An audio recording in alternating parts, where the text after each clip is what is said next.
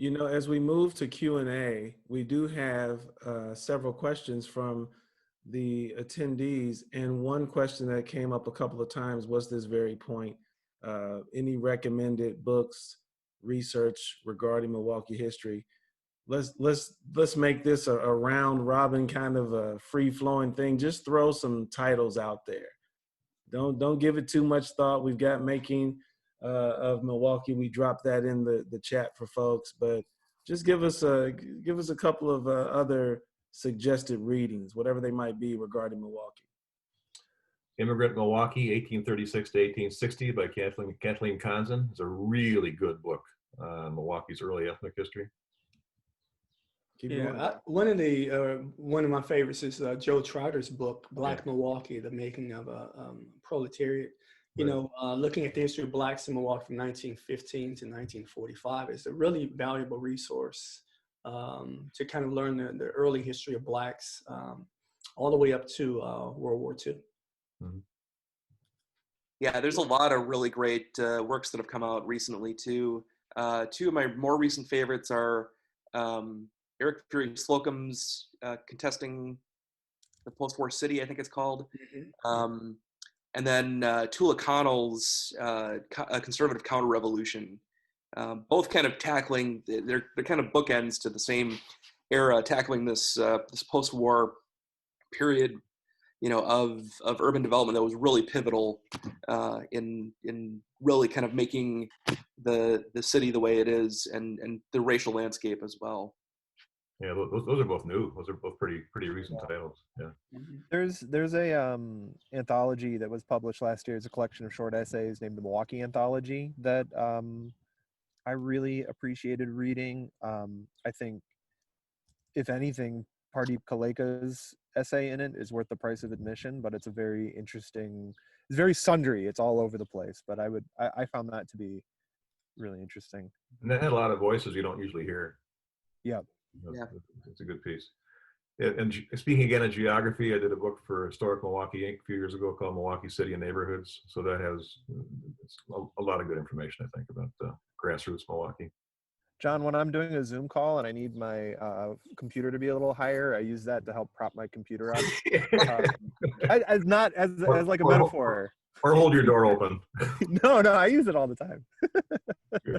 What's Jim Nelson's book, Educating Milwaukee? Yeah. Yep. That's a good one. You know, I will say, I mean, this isn't a book, but I mean, this has already been mentioned, but Reggie's columns in the Milwaukee Independent. I work behind the scenes at Milwaukee Neighborhood News Service, and I'm always jealous that Lee got you in such a good relationship, Reggie. But the stuff you write on a consistent basis, your archive is really incredible. What you're writing, because you're writing about history, but you're also wrestling with the present too. Yeah, absolutely.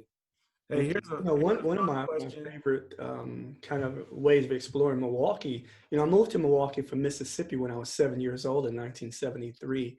And just kind of thinking of the area that I lived in, we lived right off of 14th, just north of Burleigh, you know, right in the heart of the 506 zip code. And kind of seeing what that neighborhood looks like now versus when I was a kid. I wanted to explore that with people. And so I did a series of pieces about growing up in 53206 and talked about my lived experience there. And then what happened to 53206, kind of contextualizing to people. Because, you know, people hear about 53206 now and how horrible it is and all of these negative things, but people don't know that it hasn't always been that way. And it wasn't, you know, a bad place to live. It was a great place to live. As a child, I loved it. I wouldn't give up my childhood for anyone's. And so, you know, part of what we, you know, one of the points John made earlier about, you know, contextualizing then versus now, like how did these transitions take place? And I think in many respects, people don't really understand those things, especially if they didn't live in particular parts of Milwaukee. I think, you know, another thing that I think Joe and John have done a great job of is talking to people who've lived in these different neighborhoods, and you know, especially what I call the old heads, right? Mm-hmm. The older residents that can tell you, you know, 30, 40, 50 years of history of the transitions in the neighborhoods. I think those are really valuable to kind of see how changes take place over time, because people Right. just look at a place at a moment in time without understanding how it got to that particular condition. I think that's a deep, important point of the open housing marches that might not be apparent given the context most Milwaukeeans come into it with, is that they weren't trying to get out of Milwaukee. They were out of Black neighborhoods. They were trying to build equity within them. And I think that actually is something that folks might, like, and we already discussed it here a little bit, is that it's not that the South Side was better. It's just a lot of times folks were trapped in this cage of not having the avenues of home ownership open to them and the ability to build generational wealth. We're dropping the titles into the chat, folks. If you have other recommended readings, please drop those in the chat for all the panelists and the attendees to see. This is a great question for you, folks on the panel. When did you know that you were a historian? I love that question. Thanks, Barbara. That's a great question. Was there a moment? Was that what was the moment that we're right at 1 p.m. So can you guys go like we're gonna wrap up in about 5 minutes. So 10 minutes? You guys got another 10, 15 minutes? 7. We'll get them out of here quicker. But when did you know you wanted to be a historian? When did you know that you were a historian? Ooh. Yeah. I'm imagining you guys grooming your mustache, looking in the mirror when you're 18 with a pipe. Joe got a doctorate, so that's a rite of passage. Yeah, so I found myself becoming a historian, learning that I became a historian as an art student at UWM, of all things. So I actually started out, I wanted to be an art student, and then found myself taking more history classes. And then what really excited me was the ability in those classes, through those classes, and through my own explorations of learning more about the place that I lived, and particularly my family history. And I think family is a real important avenue for people to engage with history. As my dissertation also talks about, it can also be a dangerous thing to think about as far as heritage and how that intersects with race and understandings of racial belonging. But it's also very engaging, and that's kind of how I came to it. So here I am. I guess I knew I was a historian when I realized it was the only thing I was doing. Period.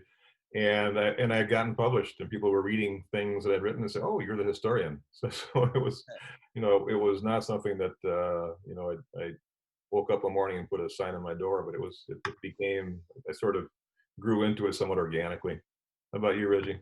Yeah, kind of for me, my exploration of history started when I was in the Navy, right after I got out of high school. A lot of long days and nights out to sea. I'm telling you, it's pretty boring. So I really, would buy a lot of books before we left port, and started to explore history in a variety of ways. And then when I started college in California, I was going to school to be a social studies teacher.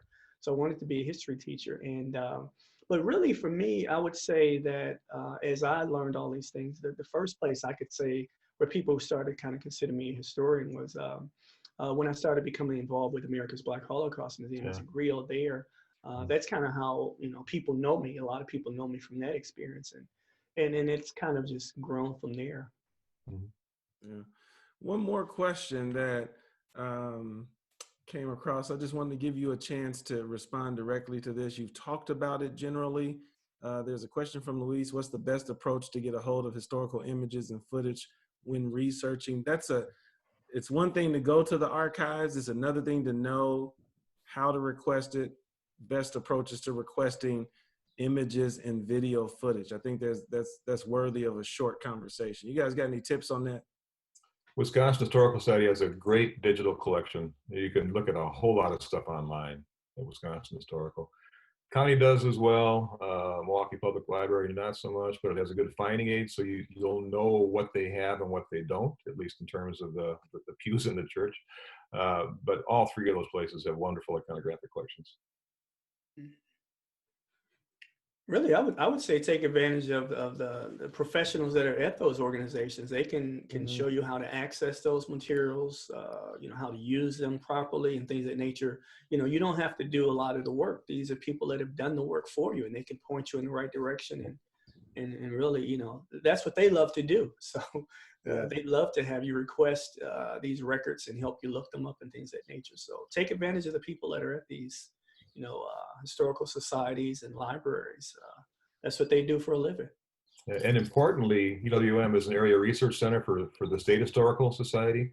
So you don't have to go to Madison to use this stuff. There's a lot of good collections at Golda Meir at the ARC, and you can request things from Madison, have them brought in as well. So it's One of the worst mistakes I made early on was not speaking to a librarian or an archivist at the beginning of the project. And so I don't even think about touching anything in a library and archive unless I get the opportunity to talk to a librarian or an archivist about what I'm doing to help me think through the source options that are available before I even get into an archive. Yeah, it's good advice. Yeah, and they know what they have, Absolutely. and And typically know exactly where it is. exactly, and they know exactly where it is. And as Reggie said, it's it's their job, and they're very good at what they do. So, and also a lot of area research centers, UWM, the State Historical Society, have done a great job of digitizing images. Not everything, so you'd still have to probably talk to an archivist and go through and see other things if you have something more specific in mind. But if you're just looking to check out some great image resources, both of those institutions are great for that. So I There maybe made are a lot of other facilities around the country, the National Archives. One of the places I found some really great images as I was doing some work on the history of Ku Klux Klan is Ball State University had just hundreds and hundreds of images of the history of the Ku Klux Klan from around the country. So there are a lot of places outside of here. And one of the interesting things about the Wisconsin Historical Society is that they have one of the largest collections of information on the history of Blacks in the South in the country. You would wonder, like, why does the Wisconsin Historical Society have all of this stuff from the South? But they were able to take advantage of a relationship that they built many years ago and provided a space for many of those documents, which, some were destroyed in a big fire down in Tennessee, and they took it upon themselves to offer space to protect some of those documents. So they have a treasure trove of information from Southern history of Blacks right here in Wisconsin. You would never expect to find it here. Another national resource that certainly is addictive is Library of Congress's Images of America. Yeah. And it's bottomless. It's just wonderful to poke around in. Can I have one overtime question to ask you guys that would probably be better suited for a 3-hour response, but this is kind of one that sits heavy on my consciousness a lot, which is, we're living in a moment where people want condemnation more than critique, or even critique can feel like condemnation, where like the protagonists of one story are the antagonist of another. Particularly as we talk about where we started, the sort of prehistory of the open housing marches and the European community and the Black community. And I mean, I even saw in the chat, like, ideas of colonialism, or they even mentioned in our conversation, how we can both, I mean, I live in a 100-year-old house, so I know was built by a European immigrant, and, and how can we hold both critiques of racism, institutional racism, how deep that is within the DNA of our history, while at the same time living in and amongst the present and not kind of saying we're going to dunk on old white racist guys and them all away, understanding that they were more than that. It's really important to think about the difference between guilt and responsibility, right? And I think that part of what history is understanding the shoulders on which we're standing, right? We're not necessarily guilty of the sins of our forebears, right? but we are absolutely responsible for what happens from here on out, right? So that's one thing that I like to tell my students. And part of about history is that it's exposing kind of the messiness of everything, right? And these are very messy processes, and they don't happen overnight, and they're very complicated. But we absolutely have to be honest with ourselves and with each other, and going into that vision of understanding history, not necessarily as ascribing guilt. I mean, there's guilty people, and we should probably say so. But it's about being honest with it so that we can actually fix the stuff that needs to be fixed. No, I think, Adam, you begin by acknowledging the brokenness of the human condition, very simply, and by acknowledging that life is always yin yang. We know as individuals, as members of families, as members of communities, it's darkness and light. It's good and bad. It's this whole welter of things that are all part of being human. So I think for history to pretend to be anything other than that would be false. So that our job is to kind of tell the story, to cover the waterfront. Yeah, I agree with both of you. It's important that we be honest. And one of the things that I try to explore in terms of African American experiences, we hear all the horrific, experiences and things of that nature. But I try to look for the resilience that we've shown, over 400 years in this country. We are a very, very resilient community. And to find those ways that we showed that resilience in the face of, horrific crimes against us and things of that nature. Those are the stories that we don't hear enough. We're not victims of America. We're people who lived in America, and certain things happened to us, but we fought back against those things consistently, continually, and that's left out of our history way too much. I think is that resilience and how we reacted to things. A lot of things that we as Americans take for granted in terms of the rights that we have those rights because African Americans fought for us to have those rights. And we don't necessarily get credit for those things. But I always say that when we think about the civil rights movement wasn't for Black people. It was for all Americans. It was to create rights to protect everyone. And those are parts of the thread of history. I think that's really important, is to look at how people dealt with bad things and not necessarily ascribing guilt, but being honest. And I think some people, it's very hard when you've been taught one version of American history and you learn things that make that kind of a messy look for you, where it doesn't fit with the narrative that you learn. But we have to accept that. And I think that we're doing a much better job of that now in this day and time than we ever have before, in terms of looking at a variety of different perspectives on this history. And I think, to me, the thing that's been most valuable for me in terms of looking at it is learning the history of multiple different groups of people. So studying Native American history, studying the history of different white ethnic groups who've come to this country, studying the different Asian groups, the Japanese, the Chinese, Koreans, the Filipinos, studying Latino culture and all of the different manifestations of that. I think that that's what really helps me to kind of wrap my mind around the messiness of history, to understand that all of us are kind of in this box together, and we've all contributed in some way, shape, or form to what America is. Yeah, I can't imagine a better place to stop than that, gentlemen. Thank you for your time today. We certainly appreciate you. Joe, Reggie, John, I can't imagine a better trio to have the conversation today about how we got to the open housing marches and how our city got sorted in the way it has. We thank you for your time today. Yeah, thank you guys. We really appreciate it. For the folks who were in attendance, we will do another one of these next Wednesday. Next Wednesday's conversation, we will have Erica Metcalf and Patrick Jones talking about their specific research on the open housing marches. So we'll have another scholar roundtable, and we'll dig more specifically into what those works and their historical contributions have informed us along these topics. Adam, you got anything else before we go? Michelle was just pointing out in the chat a little bit about how to hold some of these conversations in the present day around public education and other spaces, and mentions groups like Power to the Parents, MICA, LIT, a Black Educators Caucus, and our last week, so the week after next week, is going to be a conversation we have with contemporary activists. So Absolutely. We're arcing that way. We sure are.